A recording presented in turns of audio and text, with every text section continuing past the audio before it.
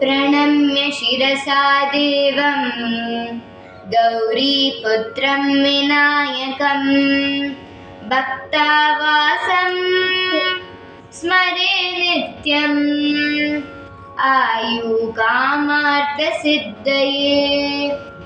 प्रथमं वक्रतुण्डं च एकदन्तं द्वितीयकं तृतीयकृष्णपिङ्गाक्षं गजवक्त्रं चतुर्दकं लम्बोदरं पञ्चमं षष्ठं विकटमेव च सप्तमं विघ्नराजेन्द्रं धूम्रवर्णं तथाष्टमं नवमं बालचन्द्रं च दशमं तु विनायकम् एकदशं गणपतिं द्वादशं तु गजाननं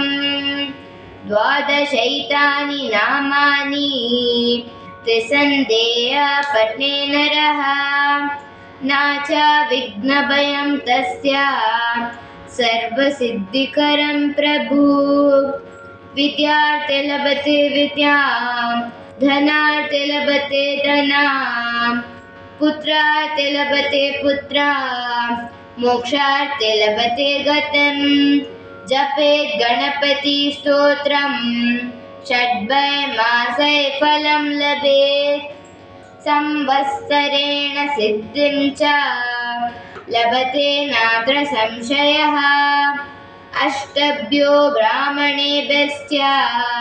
लिखित्वा समर्पयेत् तस्य विद्या भवेत् सर्वगणेशस्य प्रसादतः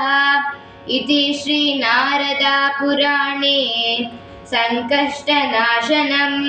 श्रीगणेशस्तोत्रं सम्पूर्णम्।